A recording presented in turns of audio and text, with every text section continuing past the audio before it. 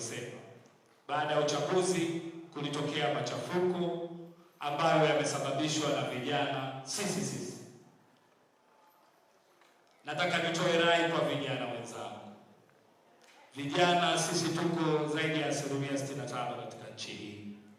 Sisi ndio tunaweza kuijenga nchi yetu au kuibomoa nchi yetu. Niwaombe sana, katika halmashauri ya jiji la Dar es Salaam tuna fedha za mikopo 10%. 4% inaenda kwa vijana, 4% inaenda kwa kina mama, 2% inaenda kwa watu wenye ulemavu. Vijana wenzangu, njooni tukae, tudiscuss ni jinsi gani, ni namna gani tunaweza kujikomboa katika mambo mbalimbali, especially mambo ya kiuchumi.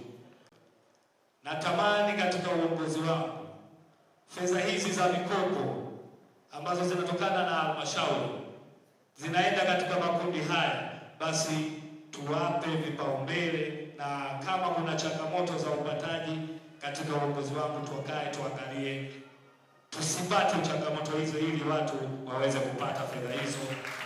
Vijana wenzangu, tuilinde nchi yetu, tuilinde amani yetu, na kila Mtanzania kwa nafasi yake, especially jiji la Dar es Salaam, kwa sababu katika machafuko haya tumeona pia jiji la Dar es Salaam ni moja ya jiji ambalo machafuko yametokea.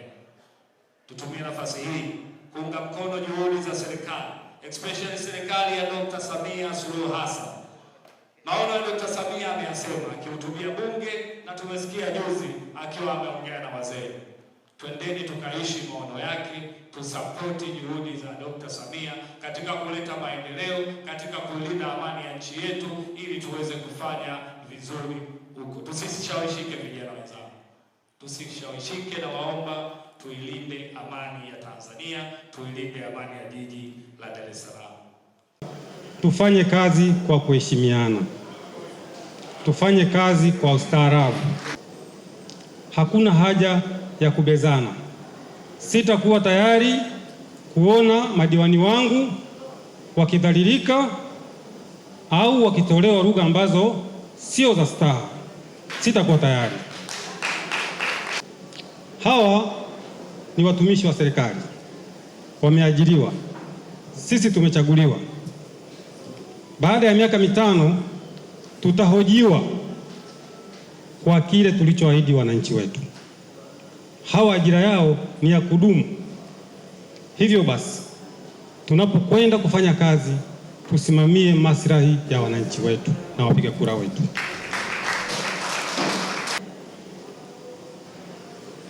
Leo ni siku ya kihistoria. Tumepata meya mpya, kijana kabisa, lakini tumepata naibu meya mpya.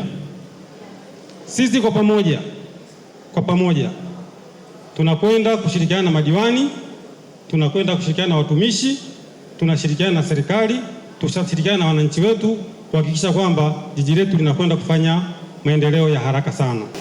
Waheshimiwa madiwani, ni waombeni, twendeni tukatoe ushirikiano mkubwa kwa mstahiki meya. Mmempata mstahiki meya mwenye uwezo, kijana, anaweza kuisaidia halmashauri yetu, lakini mstahiki meya ambaye Mwenyezi Mungu ameamua awe.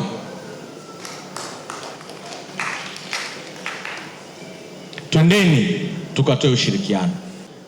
Nikuhakikishie, mimi kama mkuu wa wilaya, vyombo vya ulinzi na usalama na taasisi nyingine, Mheshimiwa mstahiki meya, tutakupa ushirikiano sana. Tutahakikisha tunakwenda kuilinda halmashauri yako ifanye kazi nzuri, kazi ambayo Mheshimiwa Rais anaitegemea ikafanyike. Hata wale ambao wategemei kuona Tanzania inakuwa, jiji la Dar es Salaam likawe mfano wa kuonyesha kitu ambacho tunaweza tukajitegemea. Mimi Tosifu Bojani, diwani wa kata ya Kisutu. Awali yote namshukuru Mwenyezi Mungu kutufikisha siku ya leo. La pili, nataka niahidi wananchi wangu wa kata ya Kisutu, zile ahadi tulizotoa kwenye kampeni, tupo tayari kwa ajili ya kutekeleza makazi. Naomba nijitumie kwa ajili ya kazi yenu. Tupo tayari kutekeleza kazi yote, na tupo tayari kutekeleza ilani ya Chama cha Mapinduzi.